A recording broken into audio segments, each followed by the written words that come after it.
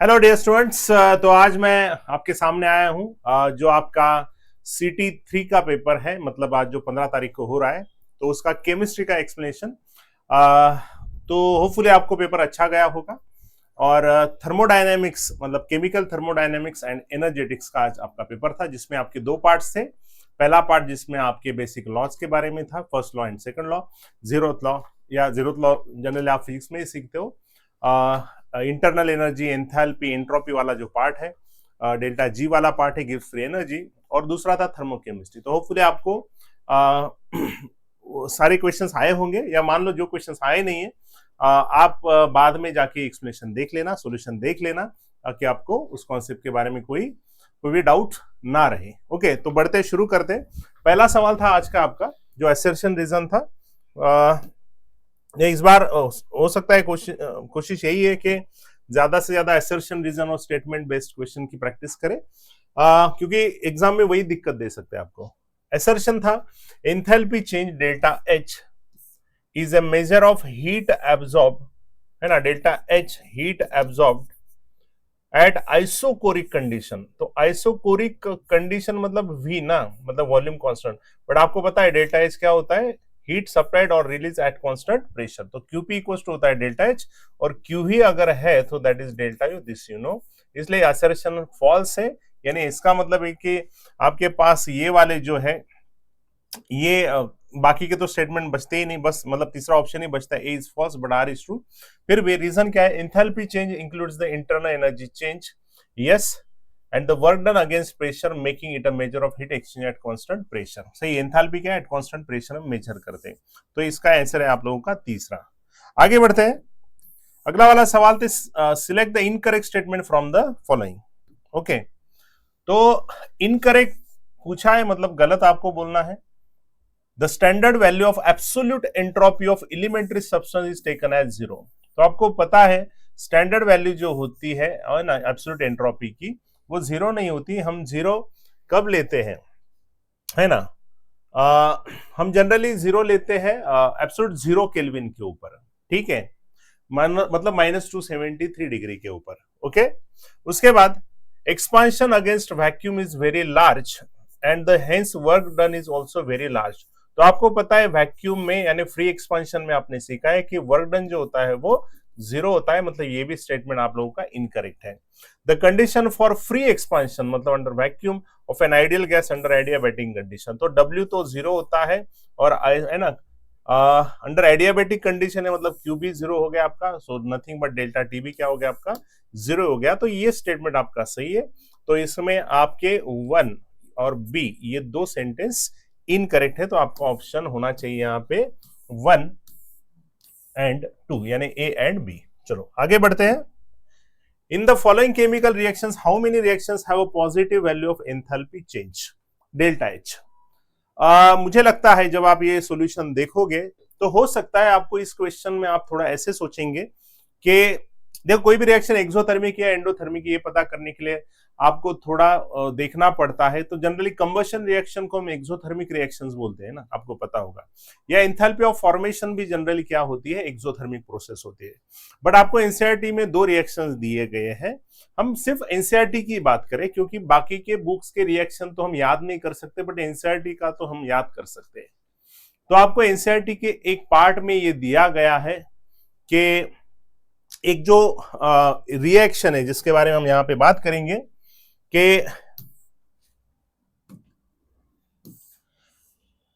In the following chemical reactions how many reactions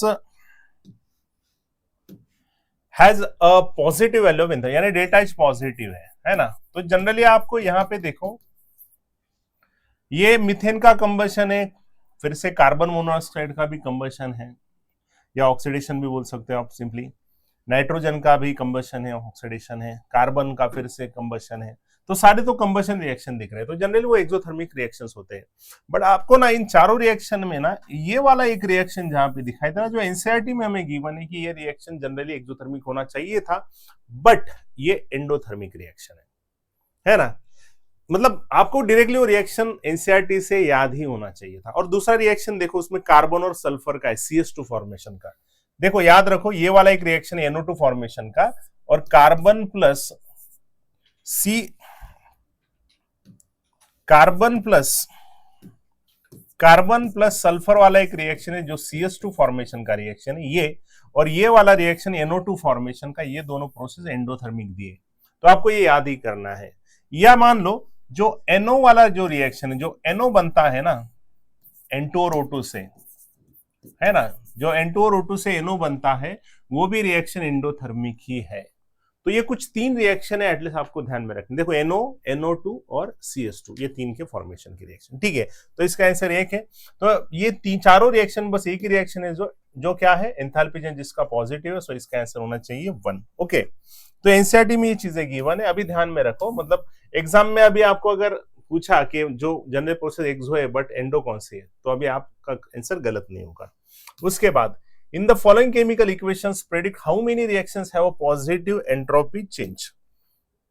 entropy change कब होता है, जब एक मॉलिक्यूल से ज्यादा मॉलिक्यूल बनते हैं, यानी मॉलिक्यूल जब बढ़ते हैं रिएक्टेंट से प्रोडक्ट के साइड में जाते वक्त, या सॉलिड से गैस जाएगा, सॉलिड से लिक्विड है ना, लिक्विड जाएगा, तो आपको पता है किसके वॉल्यूम ज्यादा होता है।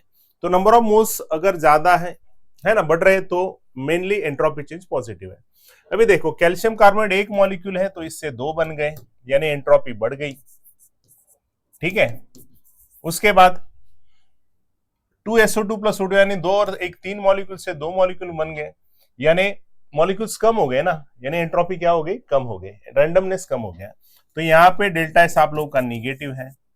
तीसरे रिएक्शन में जाएंगे तो एक्वियस से सॉलिड बन गया, एक्वियस का वॉल्यूम ज्यादा होता है सॉलिड से, या सिंपल है Ag और Cl से जो AgCl बन रहा है, यानी 2 से 1 बन रहा है, तो एंट्रोपी चेंज यहाँ पे क्या है, निगेटिव है। उसके बाद HCl प्लस अमोनिया से NH4Cl बन रहा है, तो सिंपल सी बात है ना, चाहे ना 2 से 1 बन रहा है, या गैस से सॉलिड की तरफ जा रहा है, तो गैस टू सॉलिड जा रहा है, मतलब एंट्रोपी कम हो रही है ना। सबसे ज्यादा एंट्रोपी गैस की होती है, उसके बाद लिक्विड, उसके बाद सॉलिड की सबसे कम होती है। तो इसमें भी एंट्रोपी चेंज क्या है आपका, निगेटिव है। तो यहाँ पे 2 मोल अमोनिया से बन रहे, 1 और 3 4 मोल, तो यहाँ पे एंट्रोपी बढ़ रही, तो डेल्टा एस यहाँ पे क्या है, पॉजिटिव है। तो इसका भी आपका आंसर क्या आने वाला है ना, ये तीनों निगेटिव है, बस 2 ही पॉजिटिव है। तो 49 का आप लोगों का आंसर क्या आएगा, आपका आएगा 2 आंसर, ठीक है। उसके बाद आगे बढ़ते हैं। Which of the following are state functions.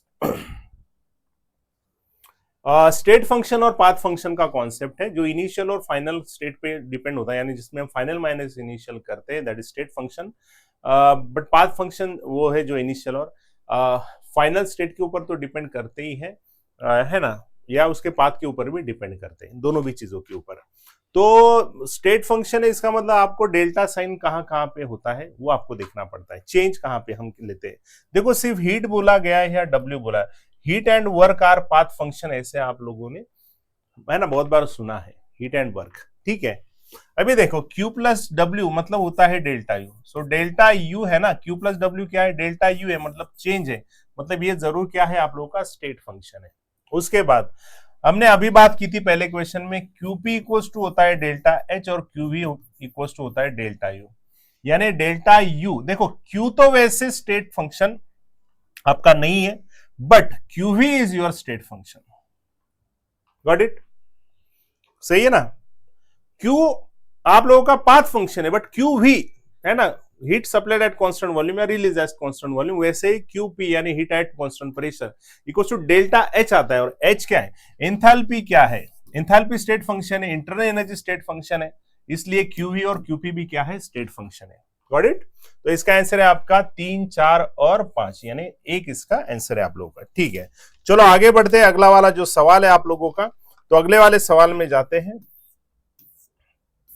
The work done in an open vessel at 300 Kelvin when 112 gram iron reacts with dilute HCl, work कितना हो रहा है ओपन वेसल में। तो ये ओपन वेसल की वर्क डन का फॉर्मूला होता है माइनस डेल्टा Ng RT, ये आप लोगों ने सुना है, ठीक है। तो देखो 300 केल्विन पे बोला गया, मतलब आप लोगों का टेम्परेचर 300 केल्विन है।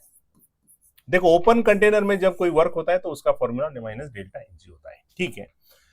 When 112 gram iron reacts with dilute HCl, तो आपको सबसे पहले तो रिएक्शन निकालना पड़ेगा Fe प्लस HCl का, तो Fe प्लस HCl से बनेगा FeCl2 प्लस H2। तो यहाँ पे रिएक्शन को बैलेंस करेंगे, यानी 1 मोल Fe अगर HCl के साथ रिएक्ट किया तो FeCl2 और H2 बन रहा है आप लोगों का, है ना। तो सिंपल है।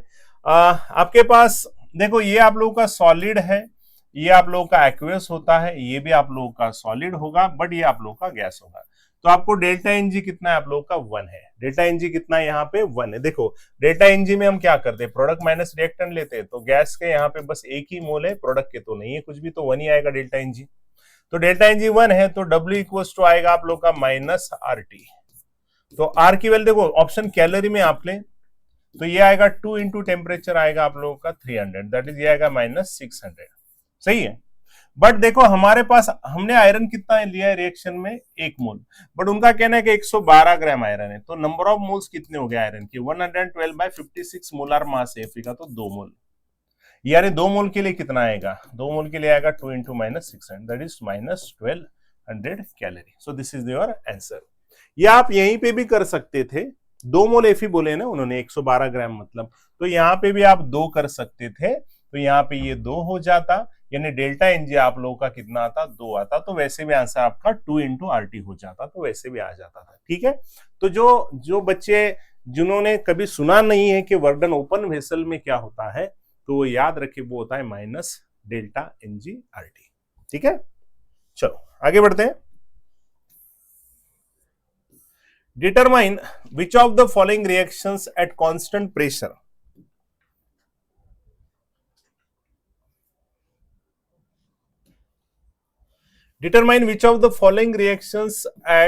constant pressure represent surrounding that do work on the system environment। यानी सिस्टम के ऊपर वर्क हो रहा है, सराउंडिंग वर्किंग ऑन सिस्टम। तो केमिस्ट्री में आपको पता है जब सराउंडिंग सिस्टम के ऊपर काम करता है तो वर्क डन पॉजिटिव आता है आपका, और तब वो ज्यादा होगा। सो W शुड बी पॉजिटिव, तो सराउंडिंग ज्यादा वर्क करेगा सिस्टम के ऊपर। तो फिर से वही आता है, ये जो रिएक्शन है वो एट कांस्टेंट प्रेशर है, तो हमारे पास फिर से W इक्वल्स टू आएगा माइनस डेल्टा एनजी RT। ठीक है। तो देखो पहला ऑप्शन क्या है, डेल्टा एनजी आपको निकालना है। 4 और 6 10 गैस के मोल, सिर्फ गैस के मोल ही लेते हैं हम। 4 और 6 10, और ये 7 और 4 हो गए आप लोग के, कितने हो गए, ये हो गए 11, मतलब ये -1 है, तो इसमें डेल्टा एनजी आप लोगों का -1 है ना। तो -1 है, तो ये माइनस माइनस प्लस हो जाएगा प्लस RT। यानी पहले केस में आप लोगों का वर्क डन पॉजिटिव आ रहा है, मतलब सराउंडिंग सिस्टम के ऊपर काम कर रहा है, तो पहला ऑप्शन आपका सही है। दूसरे में जाते ये लिक्विड है, तो डेल्टा एनजी इसका कितना आएगा, प्रोडक्ट के साइड में कुछ भी नहीं है, बट रिएक्टेंट के साइड में 1 गैस का और 2 गैस, मतलब ये आएगा 0 माइनस 1 + 2 दैट इज -3। तो इसका डेल्टा एनजी -3, तो ऑब्वियसली फिर से इसका माइनस माइनस प्लस हो जाएगा +3 RT, मतलब ये भी आप लोगों का पॉजिटिव है। उसी तरीके से तीसरे में जाएंगे तो इधर 2 मोल है गैस के, तो डेल्टा एनजी इसका कितना आएगा 2 माइनस, इधर ये सॉलिड है ग्रेफाइट, इधर ये गैस है, तो 2 - 1 यानी 1। सो डेल्टा एनजी +1 आएगा, तो सिंपल सी बात है इस तीसरे रिएक्शन का आंसर आएगा -RT। तो कहां पे पॉजिटिव आया वर्क डन, पहले और दूसरे केस में, तो इसका आंसर आप लोगों का 4। ठीक है, आगे बढ़ते हैं अभी। Consider the following process, cyclic process. एक आइसोथर्मल एडियाबैटिक प्रोसेस दिया है ना, बाद में कांस्टेंट प्रेशर प्रोसेस दिया है।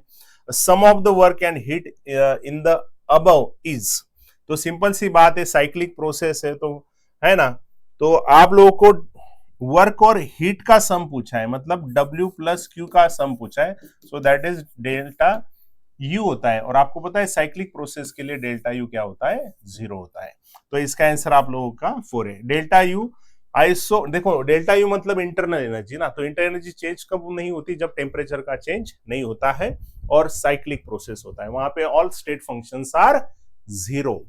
साइक्लिक प्रोसेस के लिए स्टेट फंक्शंस क्या होते हैं, 0 होते हैं। ठीक है, तो डेल्टा U 0 है, तो Q प्लस है ना, हीट प्लस वर्क का जो addition delta that is 0, so answer will be 0। अगले क्वेश्चन में जाते हैं। The heat produced by combustion of 1 gram of benzene at constant volume. देखो heat produced by combustion of 1 gram of benzene at constant volume, मतलब Q heat produced at constant volume is 41.8 kilojoule, okay, at 298 kelvin. Calculate the value of enthalpy of combustion, यानी delta H आपको निकालना है। ठीक है, of benzene eight 290। तो simple सी बात है, 1 ग्राम बेंजीन का उन्होंने कंबशन किया है। आपको पता है कंबशन के जो प्रोडक्ट होते हैं वो होते हैं CO2 गैस, और वाटर हमेशा आपको किस में लेना पड़ता है, लिक्विड स्टेट में लेना पड़ता है। हमेशा ध्यान में रखो, कंबशन रिएक्शन में जो वाटर प्रोड्यूस होता है हाइड्रोकार्बन से, वो हमेशा लिक्विड स्टेट में लेना है, उसके स्टैंडर्ड स्टेट में लेना है। जब तक वो नहीं देते गैस तब तक हमें हमेशा लिक्विड ही लेना है, ठीक है। तो सिंपल सी बात है, हम रिएक्शन को बैलेंस करेंगे तो 6 कार्बन है तो इधर भी 6 कार्बन हो गए। तो हमारे पास देखो, कंबशन रिएक्शन को बैलेंस करने का सही तरीका क्या है, आप लोगों को कार्बन, उसके बाद हाइड्रोजन, उसके बाद ऑक्सीजन बैलेंस करने हमेशा। तो मैंने कार्बन तो कर दिए, बाद में हाइड्रोजन करो। हाइड्रोजन इस साइड में 6, इस साइड में 2, ये तो मैं यहाँ पे इसको 3 करता हूं। अभी ऑक्सीजन बच गए, है ना, देखो 6 और है ना, 6 × 12 + 3 यानी 15 ऑक्सीजन हो गए। यहाँ पे मुझे क्या करना पड़ेगा, 15/2 लेना पड़ेगा। Got it. तो मैं आपको तरीका बताता हूं क्या करना है, आप उसको कैलकुलेट कर सकते हो, ठीक है। सो QE दिया है आप लोगों को, बट ये जो QE दिया आपको वो 1 ग्राम के लिए दिया है। बट जब हम कंबशन निकालेंगे ना, हम कंबशन मतलब डेल्टा एच निकालेंगे तो फॉर 1 मोल निकालेंगे ना, तो हमें सबसे पहले ये जो QE है, QE का ही मतलब क्या है बेटा, डेल्टा U है। तो मुझे क्या करना है, डेल्टा U को 1 ग्राम के लिए दिया है ना, तो मुझे वो बेंजीन यानी 1 मोल के लिए कैलकुलेट करना पड़ेगा। तो 1 ग्राम के लिए जो आप लोगों का फॉर 1 ग्राम डेल्टा U जो है आपका, वो है 41.8 किलो जूल। तो पहले हम कैलकुलेट करेंगे for molar mass of benzene. तो मोलार मास बेंजीन का 78 होता है, तो हम 78 ग्राम के लिए डेल्टा U निकाल लेंगे। सो हम क्या करेंगे, 78 × 41.8 किलो जूल, इसका पहले कैलकुलेशन कर लेंगे, ठीक है। अभी एक बार डेल्टा U आ गया हमारे पास, तो अभी हम क्या करेंगे, डेल्टा H निकालना है ना। So delta H = delta U + delta NG RT करेंगे, ठीक है। तो delta H = delta U + delta NG RT। तो सिंपल सी बात है, डेल्टा U तो आ गया हमारे पास, देखो कितना है, ये जो भी आएगा आप लोगों का 78 × 41.8 किलो जूल में, प्लस अभी डेल्टा NG आपको निकालना पड़ेगा। तो डेल्टा NG अभी तक हमने निकाला था, गैस के लिए निकालते हैं। सो ये आएगा 6, है ना, गैस में सिर्फ 6 मोल है CO2 के, बाकी तो ये लिक्विड है। बाद में 1 मोल गैस का है, और उसके बाद 15/2 है, यानी 1 + 15/2। यहां से आप लोग का डेल्टा NG आ जाएगा। इस डेल्टा NG को आपको यहाँ पे इस्तेमाल करना है, जो भी आएगा डेल्टा NG × R और × T करेंगे। So you will get the answer. Got it. तो माइनस में आ जाए, क्योंकि माइनस में है ना डेल्टा NG, तो माइनस में, तो आप लोगों का जो भी आप कैलकुलेट करोगे आंसर, अच्छा ये यहां से आ जाएगा फिर, ओके। तो मेरे पास ये सब कैलकुलेट करते हैं हम, ये कैलकुलेट करने के बाद ये आंसर आपका अराउंड आना चाहिए 3264। ओके, आगे बढ़ते हैं। अगला वाला सवाल है, ये काफी आसान सवाल है। When a bomb calorimeter is used to determine the heat of reaction, which property of the system under investigation is most likely to remain constant? But सवाल बड़ा है, बॉम्ब कैलोरीमीटर है तो वॉल्यूम कांस्टेंट होता है, आपको पता है ना। उसके बाद dissociation of sodium azide is given by, Na3 का डिसोसिएशन दिया गया है, और डिसोसिएशन में आप लोगों को डेल्टा H पूछा है फॉर दिस रिएक्शन, है ना। तो जैसे होता है ना अलग अलग, enthalpy of formation, enthalpy of combustion, enthalpy of sublimation, bond enthalpy, बहुत सारे जो थर्मोकेमिस्ट्री वाला जो सवाल है आप लोगों का, है ना, उससे सोडियम अजाइड का डिसोसिएशन आपको दिया है, और पूछ रहे हैं कि डेल्टा H हम इसका कैसे एक्सप्लेन कर सकते हैं। तो देखो Na3 डिसोसिएट हो रहा है ना, है ना, तो डिसोसिएशन के लिए डेल्टा H क्या होगा आपका, पॉजिटिव होगा, पॉजिटिव वैल्यू होगा। डिसोसिएशन हो रहा है ना, तो एनर्जी लगेगी। बट आपको पहले ऑप्शन में पूछा है कि delta minus delta H formation of Na3, मतलब फॉर्म हो रहा है, नहीं फॉर्म तो नहीं हो रहा है, बट ऑपोजिट प्रोसेस लिया तो फॉर्म हो रहा है ना, मतलब रिएक्शन को रिवर्स कर देंगे तो डेल्टा H भी क्या हो जाएगा, रिवर्स हो जाएगा। यानी हम उसको enthalpy of formation of Na3 लिख सकते हैं, बट प्लस साइन की जगह पे क्या करना पड़ेगा, माइनस साइन करना पड़ेगा। क्यों, क्योंकि ये डिसोसिएशन है और हमें ये बोल रहे फॉर्मेशन है, तो ऑब्वियसली डेल्टा एच माइनस हो जाएगा. So this will be your answer. Okay, enthalpy change during a reaction does not depend on. जो डेल्टा एच होता है ना, ये बहुत काफी फेमस स्टेटमेंट है. हिजेस लॉ आपको तुरंत ध्यान में आता है कि एंथैल्पी चेंज बोला तो जो होता है वो नंबर ऑफ स्टेप्स के ऊपर डिपेंड नहीं होता है. आपने सीखा है ना, रिएक्शन भले एक स्टेप में हो या 10 स्टेप में हो, फाइनली जितनी एनर्जी रिलीज या एब्जॉर्ब होने वाली है उतनी ही होगी. सो इसका आंसर है number of steps. Okay, Hess's law का फेमस स्टेटमेंट है delta H and delta S for the reaction. Okay, delta H and delta S for the reaction Br2 liquid plus Cl2 gives 2 BrClR. तो आपको delta H और delta S given है, तो delta H आपका 29.37 है और delta S आपका 104 है respectively. Above what temperature will this reaction becomes spontaneous. Non spontaneous है, इक्विलिब्रियम में और बाद में स्पॉन्टेनियस है. तो हमें ऐसे क्वेश्चन को क्या करना पड़ता है जब हमें पूछते हैं ना कि कौन से टेम्परेचर के ऊपर ये रिएक्शन स्पॉन्टेनियस है या नॉन स्पॉन्टेनियस है. तो देखो ना, दोनों भी पॉजिटिव है ना, डेल्टा एच और डेल्टा एस. तो मुझे बताइए, स्पॉन्टेनिटी के लिए हम डेल्टा जी का इस्तेमाल करते हैं. हमें पता है कि डेल्टा जी इक्वल्स टू क्या होता है, delta H minus T into delta S होता है. सही है. तो हम इक्विलिब्रियम कंडीशन मानते हैं इसको. तो इक्विलिब्रियम कंडीशन देखो ना, डेल्टा एच है ना, डेल्टा एच है, डेल्टा एस है, तो टेम्परेचर के ऊपर डिपेंड करेगा ना. तो वो टेम्परेचर एक्चुअली हमें निकालना, और जब भी हमें टेम्परेचर निकालना होता है डेल्टा जी तो नोन नहीं होता, तो हमें कंसीडर करना पड़ता है इक्विलिब्रियम कंडीशन. तो डेल्टा जी आप लोगों का कितना आएगा, 0 आएगा. तो डेल्टा जी 0, तो delta H will be equals to T into delta S. तो टी इक्वल्स टू क्या आएगा, delta H upon delta S. तो डेल्टा एच जो है आप लोगों का वो है 29.37, बट ये किलो जूल में ध्यान में रखना, 10⁻³ डिवाइड बाय आप लोगों का 104, ये जूल में है ना. तो यहां से टेम्परेचर निकाल लेंगे हम, और टेम्परेचर निकालने के बाद वो आता है लगभग 282 हमारे पास. देखो ऑप्शन ही की हमारे पास 282. तो यहां से आप लोगों का टेम्परेचर आ जाएगा. तो इस टेम्परेचर के ऊपर यानी वो वैल्यू माइनस में उतनी ज्यादा आएगी ना यहाँ पे. इसका मतलब है कि यहाँ पे मोर देन 282 केल्विन के ऊपर आपकी रिएक्शन क्या होगी, स्पॉन्टेनियस होगी. Got it.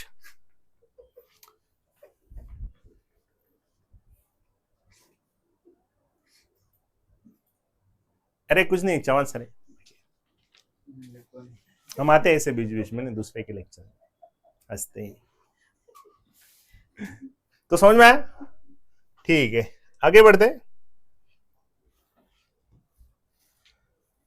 59 नंबर का सवाल है, what will be the nature of change in internal energy in case of processes shown below. Okay,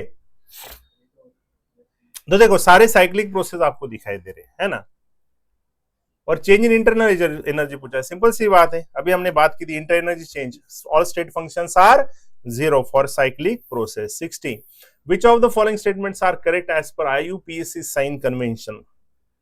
The work done by the system, by the system का मतलब है कि निगेटिव आएगा work done on the surrounding. अच्छा, is negative मतलब ये सही statement है. अच्छा, करेक्ट पूछ रहे हैं. ओके, तो ये सही है ना. केमिस्ट्री में हम बाय द सिस्टम निगेटिव लेते हैं ना. The work done by surrounding on system is positive, ये भी सही है आप लोगों का. The heat absorb by system from surrounding is positive, ये भी सही है. Heat absorb by surrounding from the system is positive, नहीं, सिस्टम सराउंडिंग अगर वो एब्जॉर्ब कर रही है मतलब वो निगेटिव में आनी चाहिए. यानी इसका ये मतलब हुआ कि ये गलत स्टेटमेंट, यानी बचता है आपका बस 2 नंबर का आंसर, दैट इज 1, 2 और 3. Got it. आगे बढ़ते हैं. इसमें 61 नंबर का सवाल है आपके पास.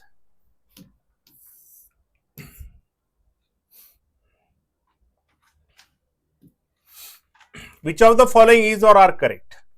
देखो, delta H equals to delta U plus delta है ना, एंथैल्पी वाला जो पॉइंट है आप लोगों का, उसमें आपको ये चीजें गिवन है. Delta H equals to delta U plus delta PV होता है बेसिक फॉर्मूला. बाद में प्रेशर कांस्टेंट तो P into delta V, V constant तो वी इंटू डेल्टा पी, हम सीखते हैं इसमें, है ना. तो delta H equals to delta U plus delta P when P and V both changes, है ना. डेल्टा है ना मतलब दोनों भी चेंज हो रहे हैं. Delta H equals to delta U plus P delta मतलब व्हेन प्रेशर इज कांस्टेंट, यानी प्रेशर कांस्टेंट तो उसको बाजू में निकालेंगे, डेल्टा वी यानी वॉल्यूम का डिफरेंस आएगा. When volume is constant, V को बाजू में निकालें, डेल्टा वी. तो ये तीनों स्टेटमेंट आपकी सही है, करेक्ट पूछा है आपको. ठीक है. Delta H equals to delta U plus P delta V plus V delta V when P and V both changes, नहीं आ सकता ना, क्योंकि एक यहाँ पर आपको प्रेशर कांस्टेंट दिख रहा है। तो फिर से बोथ चेंजेस, मतलब ये वाला ही स्टेटमेंट है, तो ये सही है ना, क्योंकि डेल्टा साइन एक ही वक्त में आएगा ना दोनों को, ठीक है। या मतलब मान लो अलग भी कर सकते हैं, delta P into delta we, okay. तो इसमें ये गलत है आप लोग का, ये सही है, 3 आपके तो आर करेक्ट पूछा है, मतलब सिंपल सी बात है 1 2 3, तो ये इसका आंसर आएगा आप लोगों का। Got it. 62 नंबर के क्वेश्चन के ऊपर आते हैं हम।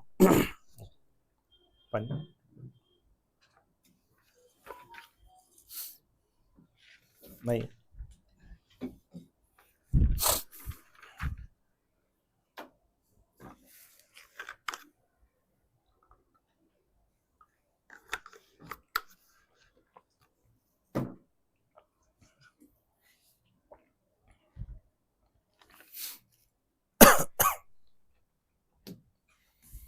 Match the following columns. Process दिया है और कॉलम 2 में सिस्टम दिया है, ठीक है।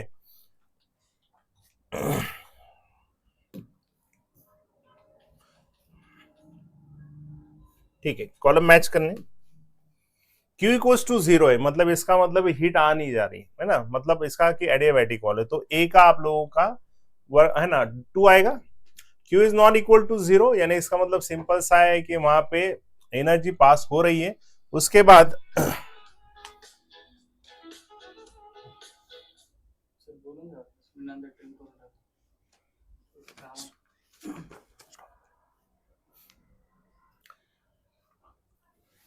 Q इक्वल्स टू 0 है, इसका मतलब एडियाबैटिक वॉल है, सिंपल सी बात है ना, हीट ट्रांसफर नहीं हो रही। Q नॉन 0 मतलब ऑब्वियसली हीट ट्रांसफर हो रही है ना। उसके बाद W इक्वल्स टू 0 है। वर्क डन जनरली हमने सीखा है कि फ्री एक्सपांशन या आइसोकोरिक दो प्रोसेस में ना, डेल्टा वी जब 0 होता है तो work done P into delta V, तो V 0 होता है डेल्टा वी, तो उस वक्त आता है। तो तीसरा, उसके बाद gases escaping from system, gas जा रहा है बाहर, है ना। तो सिंपल सी बात है, गैस अगर एस्केप हो रहा है सिस्टम से तो ओपन सिस्टम है, बाहर जा रहा है, मतलब डी का 3 आएगा आप लोगों का, देखो ना डी का 3 एक ही ऑप्शन है, वहां से भी आ जाता है। और एडियाबैटिक मतलब ए का 2 भी मैच कर रहा है, मतलब ये आप लोगों का आंसर। या बी का भी देख सकते हैं, बी 1 1 है इसमें, ठीक है। सी में कंफर्म हो सकता है वर्डन 0 है, बट क्यू हीट एब्जॉर्ब हो रही है, मतलब आप लोगों का क्लोज सिस्टम है, बस एब्जॉर्ब हो रही है, बट ठीक है, एक्सपांशन या जो भी कॉम्प्रेशन हो सकता है ना, ओके। तो वहां से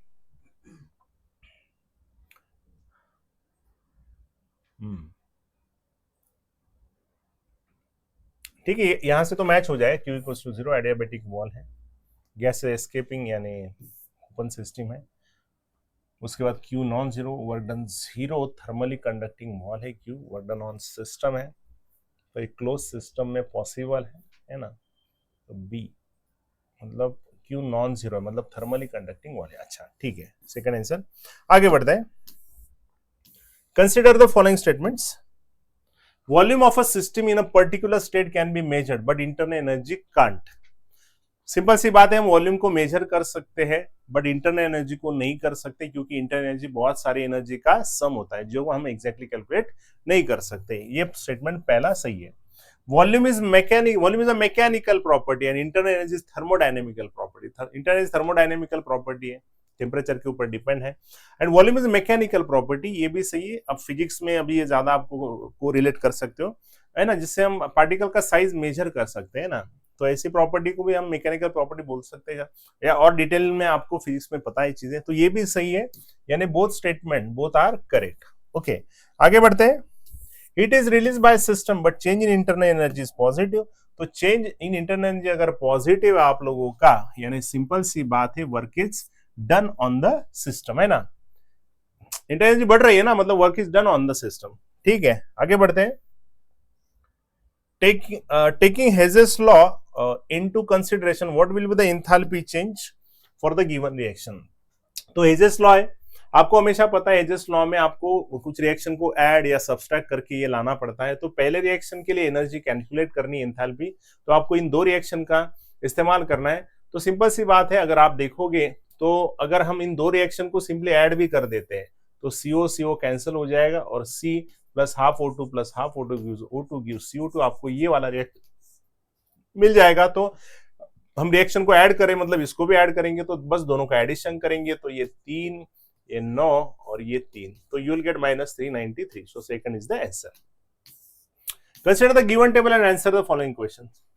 What is the amount of heat required to decompose CaCO3 to lime and carbon dioxide in kilojoule per mole? और सब्सटेंस में आपको क्या किया है, एंथैल्पी ऑफ फॉर्मेशन दिया है सबका। तो आपको पता है हम थर्मोकेमिस्ट्री वाले सवाल में क्या करते हैं, हमें जिस रिएक्शन के लिए पूछा गया है वो रिएक्शन पहले लिख लेते हैं।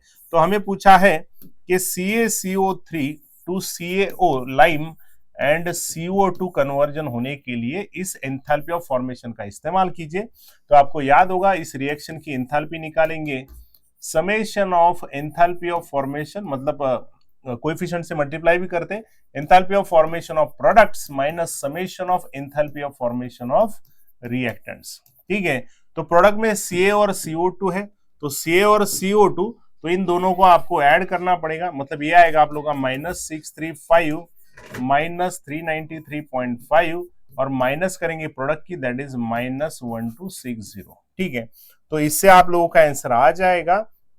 इससे आपका आंसर देखो, अच्छा इससे आपका आंसर दिया गया है, देखो आपको 1 नंबर का आंसर दिया गया है, मतलब 178 आपका आंसर आ जाएगा यहां से।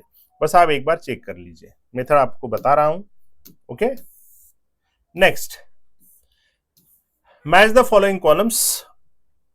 देखो थोड़े मैच द फॉलोइंग कॉलम्स है ना, या स्टेटमेंट बेस्ड है ना, ऐसे सवाल थोड़े ज्यादा करें क्योंकि पैटर्न या भी वैसा हुआ ना एग्जाम का। मैच द फॉलोइंग कॉलम्स, आपको इधर कॉलम 1 और कॉलम 2 में देखो, इधर आपको रिएक्शंस दिए, प्रोसेस दिए गए शायद, और इधर आपको कौन सी बॉन्ड एंथैल्पी वो पूछिए। जैसे H2 gives 2H, तो मॉलिक्यूल का कन्वर्जन एटम में हो रहा है, so this enthalpy of atomization. तो आपका A मैच करेगा 3 के साथ, तो ये करेगा, तो ये ऑप्शन तो चला गया। NaCl solid gives Na plus aqueous and Cl minus aqueous. ठीक है, तो लैटिस नहीं, ये तो आप लोगों का NaCl है। Methane gives, okay, methane gives methyl plus hydrogen, मतलब ये बॉन्ड एंथैल्पी हुई आपकी। Yes, NaCl solid to gas होता है एक्चुअल में आप लोगों का लैटिस एंथैल्पी है ना। लैटिस एंथैल्पी क्या होती है, सॉलिड से सीधे गैस, तो ये वाला है ना। हाँ, तो बचा आपका डिसोल्यूशन, Na प्लस एक्वियस में कन्वर्ट हुआ तो डिसॉल्व हुआ, मतलब ये वाला पार्ट आएगा। तो A का 3 है। अच्छा, कहां से कंफर्म कर सकते हैं, अभी ये 3 में A चला गया, तो 1 4 2, मतलब D से कंफर्म कर सकते हैं। D का आंसर है आपका 2, D का 2 है, मतलब इसका आपका 67 का आंसर आ जाएगा आपका 4। सही है, आगे बढ़ते हैं।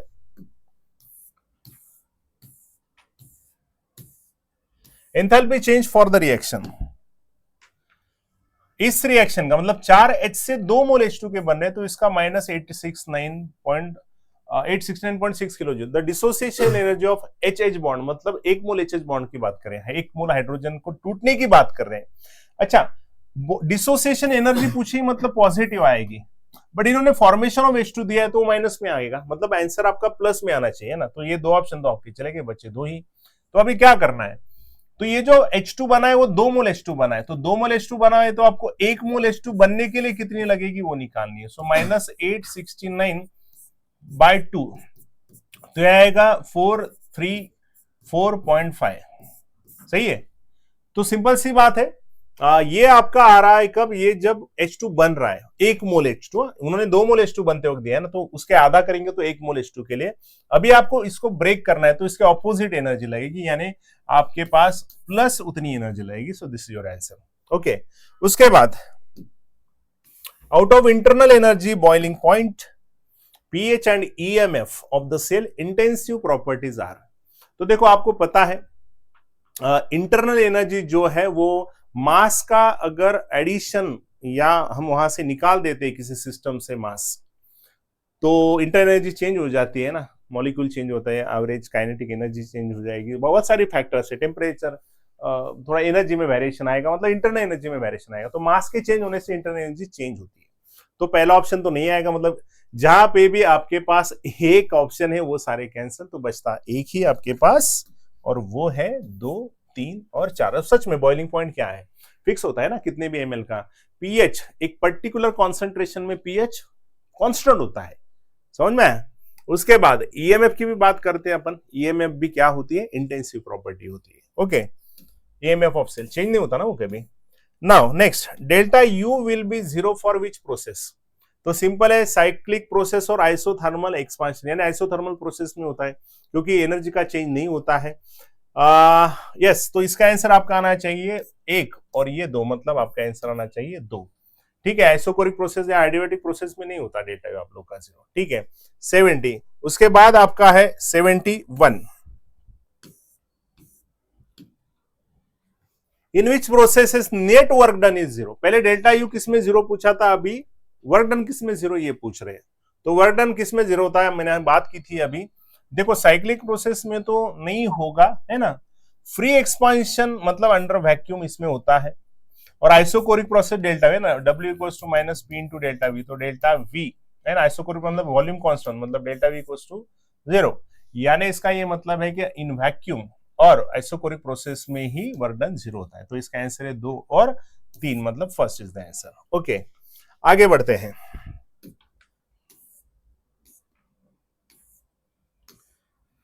Calculate Q for the reversible isothermal expansion of an ideal gas at 120 degree Celsius from a volume of 10 decimeter cube to 20 decimeter cube. Q पूछा है for isothermal process for 1 mole of an ideal gas। तो आपके पास formula है Q is equals to, है ना, मतलब वही आएगा ना जो आप लोगों ने इसके लिए सीखा है ना। देखो आइसोथर्मल है तो डेल्टा यू क्या है आपका 0 है ना। आइसोथर्मल मतलब डेल्टा यू आपका क्या है 0 है, तो डेल्टा यू 0, तो डेल्टा यू इक्वल्स टू क्या होता है, आइसोथर्मल इस वजह से delta U 0, so delta U equals to Q plus W. So delta U 0 तो Q equals to what, minus W, और डब्ल्यू का फॉर्मूला हमें पता है ना, वो है आप लोगों का -2.3 nRT log V2 by V1। Correct, ठीक है। देखो वर्क डन निगेटिव आएगा ना, तो निगेटिव निगेटिव ये पॉजिटिव हो जाएगा, है ना। तो पॉजिटिव में आपका आंसर आने वाला है, यानी 1 और 3 में से ऑप्शन बचे। बस आपको कैलकुलेशन करना है अभी। 2.3 n 1 है इंटू 1 इंटू आर, देखो जूल वाली वैल्यू मतलब 8.314 इंटू टेम्परेचर आप लोगों का 127 है, मतलब ये 400 केल्विन हो गया आप लोगों का, into log V2 by V1, तो V2 है 20, V1 है 10, तो लॉग V2 बाई V1 मतलब आएगा लॉग 2, लॉग 2 है 0.3। तो यहां से आप कैलकुलेशन कर सकते हो। तो इसका आंसर देखो, इसका आंसर आपको दिया गया है फर्स्ट इसका आंसर दिया गया, मतलब 2305 इज द आंसर। ओके, आगे बढ़ते हैं। A system does 40 joule work on surrounding. System ने वर्क किया सराउंडिंग के ऊपर, मतलब W is equal to -40 as well as gives out 20 joule energy, मतलब Q भी क्या है, निगेटिव है 20।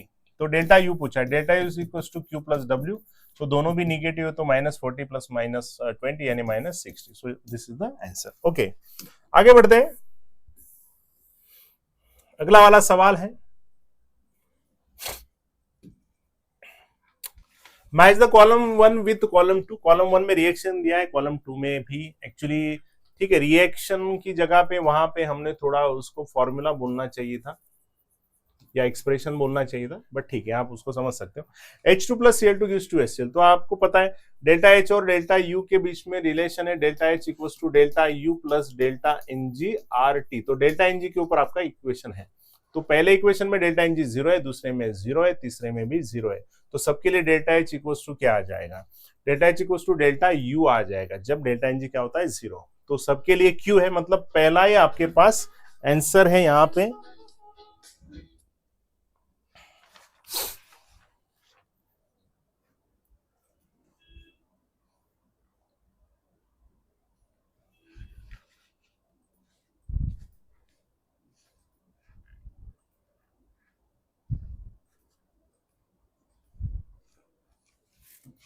देखो तो आपके पास यहाँ पे एक ही ऐसा ऑप्शन है यहाँ पे जो मैच कर रहा है आपके पास, और 4 का R और S है क्या, देख लीजिए। 4 में देखो डेल्टा Ng आपका निगेटिव आएगा ना, क्योंकि ये 2 - 4 आएगा, सही है, तो -2 आएगा, तो माइनस मतलब ये आंसर आपका R तो हो जाएगा।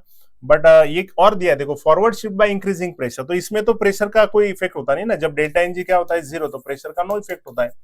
तो इसका मतलब सिंपल सा है, तो एस भी आ जाएगा इसके लिए ना, फॉरवर्ड शिफ्ट, क्योंकि हाई मोल से लो मोल जाएगा ना रिएक्शन, आपने केमिकल इक्विलिब्रियम में पढ़ा है, तो 4 का एस भी आता है, तो आर और एस तो है ऑप्शन, ऐसे 2 इसमें ही मैच कर दो, बाकी तो आसान है। ठीक है, यानी इसका आंसर आप लोगों का फर्स्ट। आगे बात करते हैं।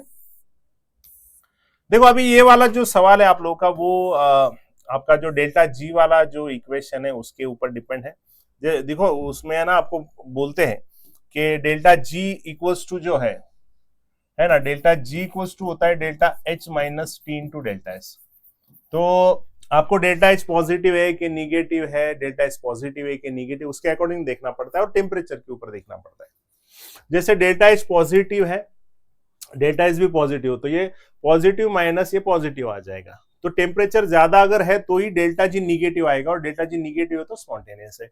मतलब डेल्टा जी निगेटिव तभी आएगा जब डेल्टा एच पॉजिटिव है, डेल्टा एच पॉजिटिव, तो टेम्परेचर ज्यादा, देखो टी इंटू डेल्टा एच ज्यादा होना चाहिए, तो ये पॉजिटिव है, पॉजिटिव माइनस पॉजिटिव, तो ये वाली साइड अगर ज्यादा पॉजिटिव है तो ही ओवरऑल डेल्टा जी निगेटिव आएगा ना। तो सिंपल सी बात है, at high temperature reaction will be spontaneous. तो देखिए पहला ऑप्शन कहां पे मैच करेगा, reaction is spontaneous at high temperature, yes, so एक का आप लोगों का एस आएगा यहाँ पे, सही है। और मेरे ख्याल से तो बस एक ही ऑप्शन मैच हो रहा है यहाँ पे, 3 नंबर का ऑप्शन मैच हो रहा है, मतलब आपका आंसर तो यहीं से आ जाता है। ठीक है, गॉट इट। चलो तो इसका आंसर क्या आएगा आपका, एक नंबर 75 है ना।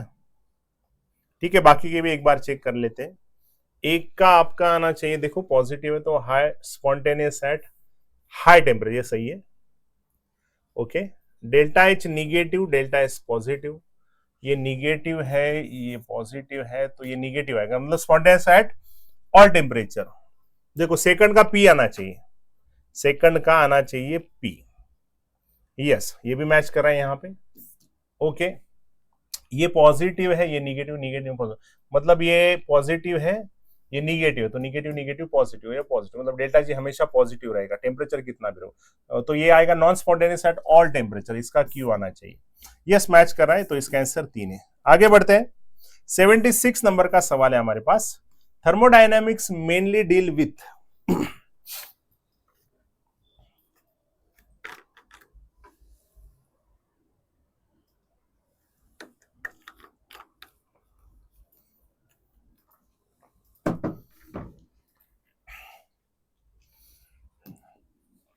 थर्मोडायनेमिक्स मेनली, मतलब ये जो एनसीईआरटी में इंट्रोडक्टरी पार्ट है उसमें दिया है। ठीक है, thermodynamics mainly deals with inter relation of various forms of energy and their transformation from one form to another form. सही है, हम क्या सीखते हैं, है ना, उसके अंदर जो एनर्जी के चेंजेस है वो सीखते हैं।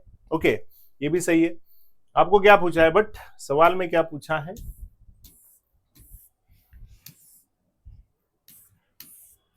अच्छा, मतलब थर्मोडायनेमिक मेनली डील्स, मतलब कौन से सही स्टेटमेंट हमें यही निकालने हैं। Energy changes in the process which depend on initial and final state of the microscopic system containing a few molecules.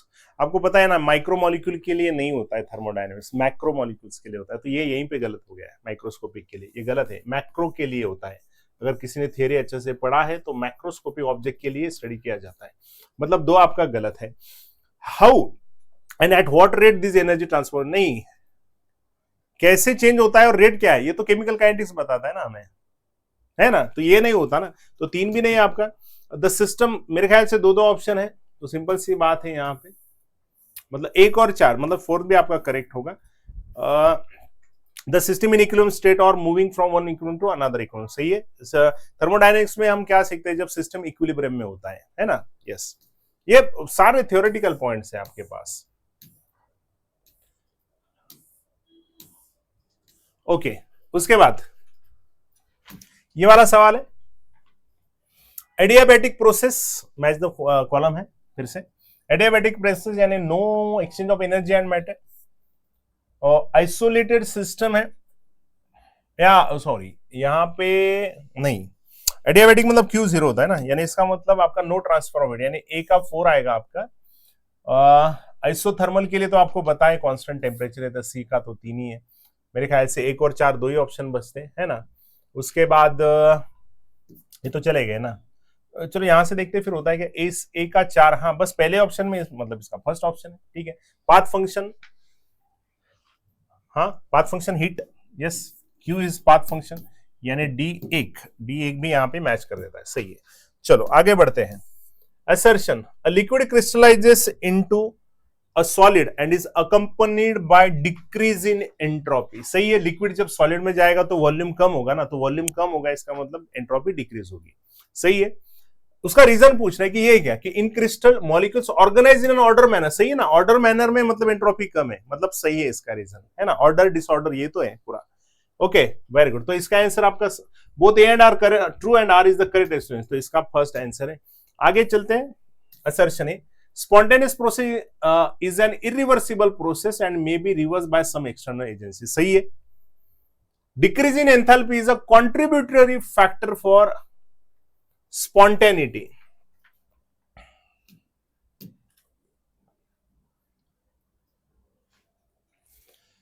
spontaneous process is an irreversible process and may be reversed by some external, ये तो सही मतलब NCERT का ही है ये, बिल्कुल पूरा sentence.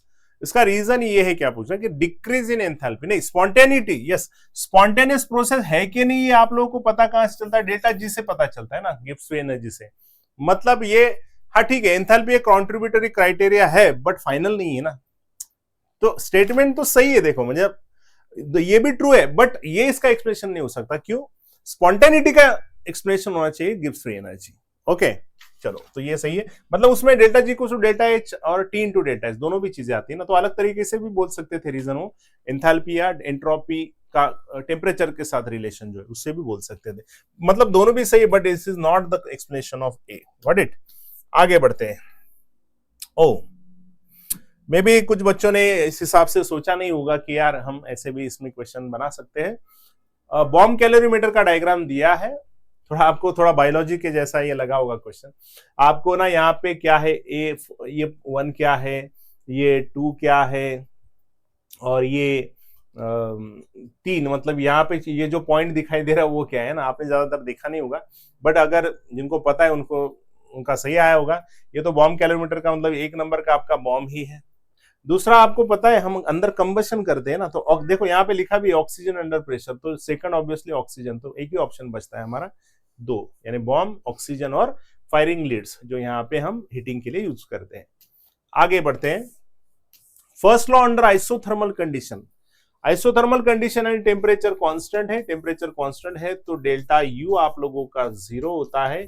So delta you अगर 0 है तो delta U equals to Q plus W, so Q equals to minus W आपका आ जाएगा। This is the second answer. आगे बढ़ते हैं। ये भी एक बॉर्न-हाइपर साइकिल का सवाल बनाया था, बस आपको प्रोसेस कौन सा ये देखना था, ये आप केमिकल बॉन्डिंग में भी सीखते हो। जैसे आपको पूछा है ये 1, 2 और 3 क्या है, तो आपको आराम से देखना था। देखो 1 नंबर में क्या हुआ है, तो जो आप लोगों का यहां से ओके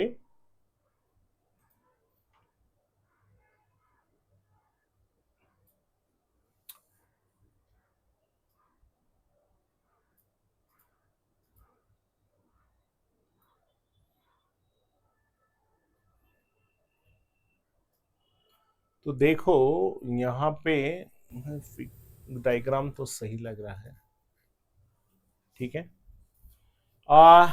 ठीक है, 2 और 3 के बारे में अगर देखेंगे तो 2 में देखो प्रोसेस कैसे जा रहा है। अच्छा Na सॉलिड से गैस, तो 2 नंबर का दिया है मतलब सॉलिड से गैस जा रहा है, मतलब ये सब्लिमेशन होना चाहिए। अच्छा मतलब यहां से तो एक ही आंसर मैच कर रहा है, मतलब यही आंसर मैच कर रहा है, बट ठीक है। 3 नंबर में क्या हो रहा है, 3 नंबर में हम जा रहे हैं इधर, यानी इसका ये मतलब है कि ये 3 आयोनाइजेशन एनर्जी होना चाहिए था, ये था अच्छा वही आयोनाइजेशन एनर्जी है, ठीक है।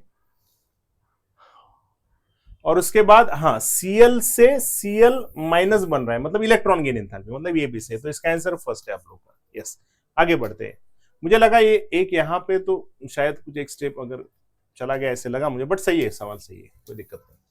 चलो आगे बात करते हैं। ये भी वैसा ही सवाल, देखो हमने 2-3 सवाल ऐसे लिए कि जो आपके एनसीईआरटी के जो दिए गए डायग्राम है उससे लिया गया है ना, with reference to the given reaction. क्या है देखिए, फर्स्ट, सेकंड और थर्ड पूछा है। देखो फर्स्ट सॉलिड से एक्वस हो रहा है, मतलब सिंपल सी बात है कि वो सॉल्यूशन है, बट ये सॉलिड से गैस जा रहा है, इसका मतलब लैटिस है, और ये गैस से एक्वस बन रहा है, मतलब हाइड्रेशन है। आपको याद होगा enthalpy of solution is equal to होता है lattice enthalpy plus hydration enthalpy. तो सिंपल सी बात है, फर्स्ट सॉल्यूशन है, सीधे कन्वर्जन। ओके, तो फर्स्ट एंथैल्पी ऑफ सॉल्यूशन है ना, तो उसके बाद सेकंड आप लोगों का लैटिस है और तीसरा आपका हाइड्रेशन। तो इसका आंसर मैच कर रहा है आपका 3, है ना। चलो आगे बढ़ते हैं। अगला वाला जो सवाल है आप लोगों का, which one of the following is correct expression for a reversible process at equilibrium. देखो सीधा मैंने फॉर्मूला पूछा था यहाँ पे कुछ मतलब आपको कोई दिक्कत नहीं आई होगी, ठीक है। 84 का जो आप लोगों का आंसर है, डेल्टा जी नॉट होता है ना इक्विलिब्रियम में। देखो इक्विलिब्रियम में एक बात यहां से क्लियर करो कि डेल्टा जी 0 होता है, डेल्टा जी नॉट 0 नहीं होता, वो 0 भी हो सकता है, नॉन 0 भी हो सकता है, बट डेल्टा जी 0 होता है इक्विलिब्रियम के। तो डेल्टा जी जब 0 होता है तो Q इक्वल टू के बन जाता है ना वो जो इक्वेशन। तो delta G not equal to -2.303 RT log किए, तो इसका आंसर आएगा आपका 3। ओके आगे बढ़ते हैं।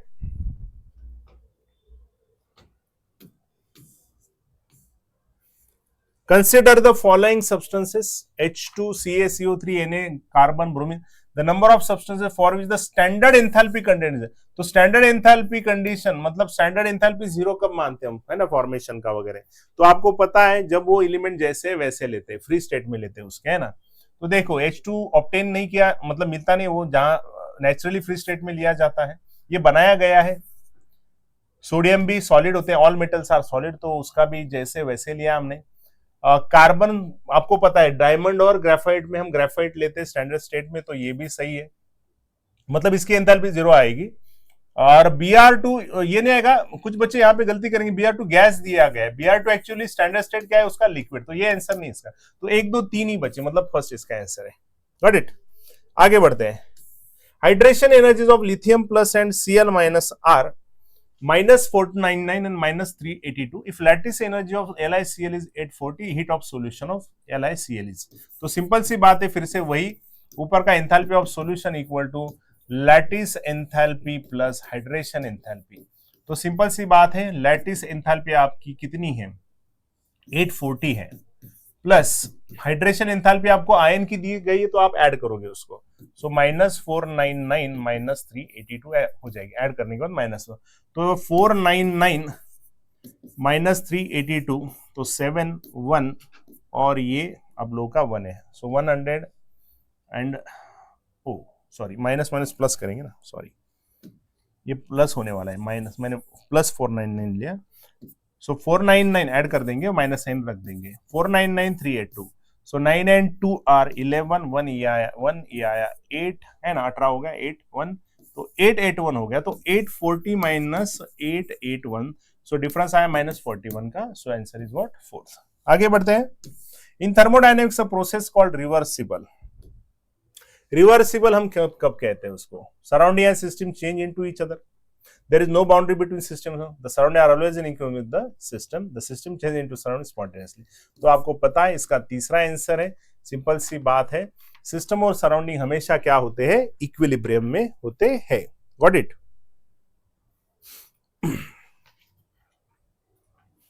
उसके बाद which of the following is not correct, delta G is 0 for a reversible reaction,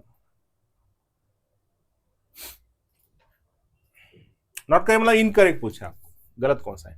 delta G is positive for a spontaneous reaction, delta G spontaneous के लिए निगेटिव होता है, मतलब यहीं से मिल गया इसका आंसर दूसरा।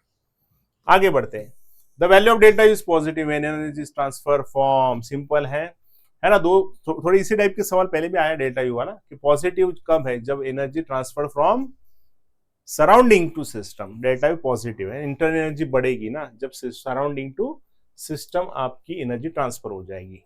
आखिर में for a spontaneous process in an isolated system the change in entropy is positive. Statement 2, lowering of energy in the reaction process is the only criteria for spontaneous. नहीं, ये गलत है आप लोगों का, सही है। लोअरिंग इन एनर्जी एक वन ऑफ द क्राइटेरिया है, ओनली क्राइटेरिया नहीं है, बट ये ऊपर वाला मतलब ये सही नहीं है स्टेटमेंट, तो स्टेटमेंट 2 इज फॉल्स। बट देखता है फर्स्ट कैसा है। For a spontaneous process in isolated system the change in entropy is positive, सही है। And spontaneous entropy change positive है तो स्पॉन्टेनियस प्रोसेस हम मानते हैं, यानी first statement is true but second statement is false. तो ठीक है, जहां पे भी आपने गलती की है, जहां पे भी आपकी कॉन्सेप्चुअल क्लियरिटी नहीं रही होगी, बस सॉल्यूशन देख लीजिए और जरूर फीडबैक दीजिए मुझे कि सॉल्यूशन से नथिंग बट कुछ चीजें क्लियर तो होने वाली है, थोड़ा बहुत तो फायदा होगा ही। बस आप रीडिंग करते रहिए एनसीईआरटी के अच्छे से, और पेपर का एनालिसिस अच्छे से कीजिए, और सारे पेपर देने हमें, भला ही पेपर में कम भी मार्क्स आए, कॉन्फिडेंस ऑब्वियसली होता है कभी कभी डाउन हो जाएगा, but this is the part of preparation. सीखते हैं ना हम, गलतियां करेंगे तो सीखेंगे, बस करते जाइए, we all are with you, है ना। जब तक आप बोलेंगे नहीं तब तक हमें समझ में नहीं आएगा कि किसी का क्या चल रहा है। तो अगर किसी को मुश्किल आ रही है सॉल्विंग में, या अभी समझ में नहीं आ रहा है पढ़ाई कैसे करे, या हो सकता है कि कुछ लो फील हो रहा है कि कैसे एग्जाम में मार्क्स नहीं आ रहे, या आ भी रहे तो भी मिलिए, सब अच्छा है या बुरा है तो भी मिलिए, ओके, डिस्कस करेंगे। तो मिलते हैं नेक्स्ट पेपर के सॉल्यूशन में, तब तक मैं प्रवीण महाजन आपसे विदा लेता हूँ, बाय।